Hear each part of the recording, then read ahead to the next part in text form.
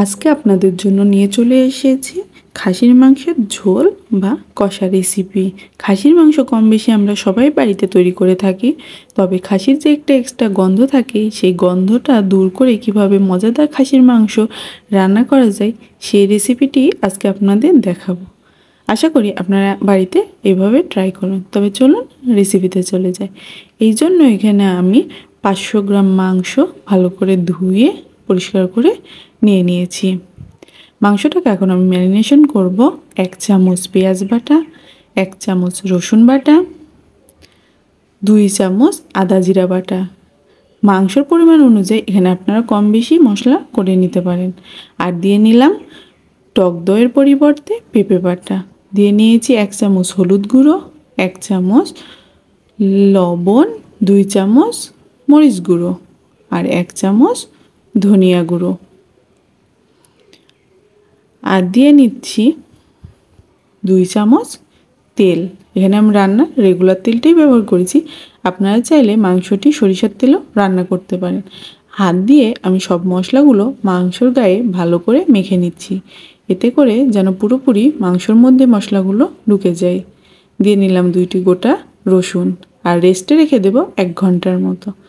এখন 1 ঘন্টা পরে আমি একটি প্যান নিয়ে নিয়েছি, তার মধ্যে দিয়ে নিচ্ছি 2 চামচ রান্নার তেল। ফোড়নে দিয়ে নিচ্ছি 2টি তেজপাতা, 2টি সাদা এলাচ, লং, দারুচিনি। এগুলো কিছু সময় ভেজে নিলে সুন্দর একটি ফ্লেভার ছাড়বে, তখনই বুঝতে পারবেন যে এগুলো প্রপারলি ভাজা হয়ে গেছে। এখন দিয়ে নেব 1 কাপ কুচনো পেঁয়াজ। আর আমার যেহেতু গোটা রসুনটি একটু বেশি ভালো লাগে, তাই আমি কয়েক কোয়া গোটা রসুন এখানে দিয়ে নিয়েছি। এখন কিছুক্ষণ ভেজে আমি পেঁয়াজটাকে গোল্ডেন ব্রাউন কালার করে নেব।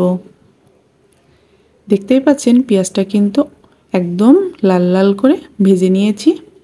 এখন আগে থেকে ম্যারিনেশন করে রাখা মাংসগুলো দিয়ে নেব।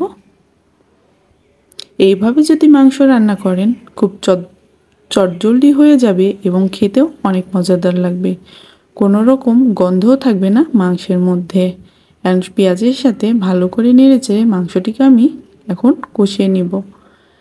আপনারা যদি হাতের কাছে টক দই না থাকে, এইভাবে 2 চামচ পেঁপে বাটা দিয়ে যদি মাংসটি রান্না করেন তাহলে খুব তাড়াতাড়ি মাংসটি সিদ্ধ হয়ে যাবে এবং মাংসটিতে কোনো গন্ধও থাকবে না, খেতেও ভালো লাগবে। এর মধ্যে কিন্তু আমি একটি কালো বড় এলাচও দিয়ে নিয়েছি।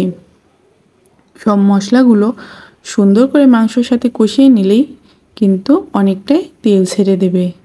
এখানে প্রয়োজন ছাড়া আমি কোনো ধরনের জল ব্যবহার করব না। কিছুক্ষণ কষিয়ে আমি ঢেকে আবার 10 মিনিটের মতো রান্না করে নেব। এই পুরো রান্নাটি একদম লো আঁচে হবে।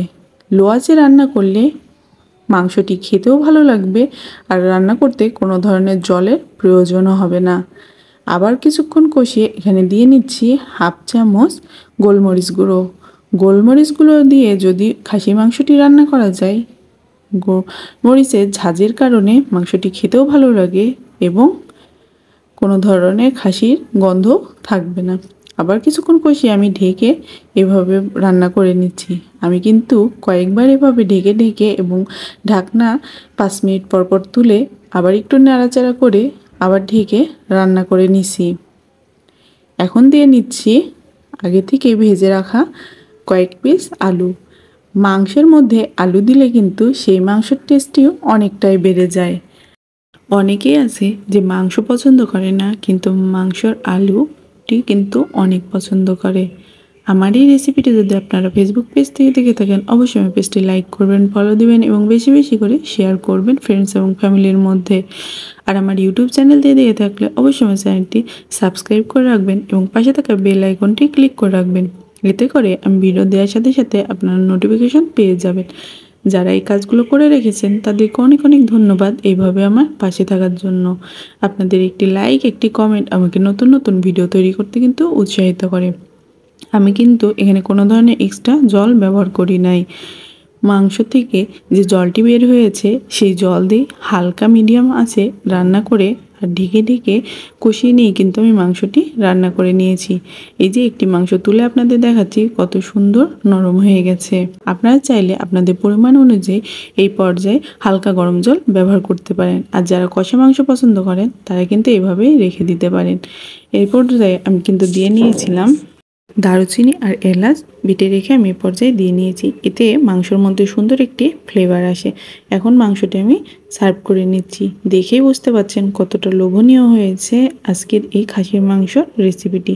যারা নতুন তারা এই রেসিপিটি দেখে একবার হলেও বাড়িতে ট্রাই করবেন আর আমাকে কমেন্টের মাধ্যমে জানাবেন আপনাদের রেসিপিটি কেমন লেগেছে। আশা করি আপনাদেরও অনেক পছন্দ হবে।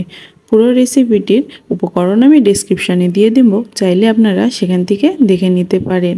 দেখতেই কিন্তু অনেক লোভনীয় হয়েছে এই খাসির মাংসের ঝোল বা কষা রেসিপিটি। আর এইভাবে গোটা রসুন দিয়ে যদি রান্না করা যায় তাহলে কিন্তু এই স্বাদটাও আরও দ্বিগুণ হয়ে যায়। আজকে এই পর্যন্তই। নতুন আরেকটি ভিডিও নিয়ে আপনাদের মধ্যে হাজির হয়ে যাব। ততক্ষণ পর্যন্ত সবাই সুস্থ থাকবেন, ভালো থাকবেন। আশা করি এই রেসিপিটি বাড়িতে ট্রাই করবেন। ধন্যবাদ সবাইকে পুরো রেসিপিটি আমার সাথে থাকার জন্য।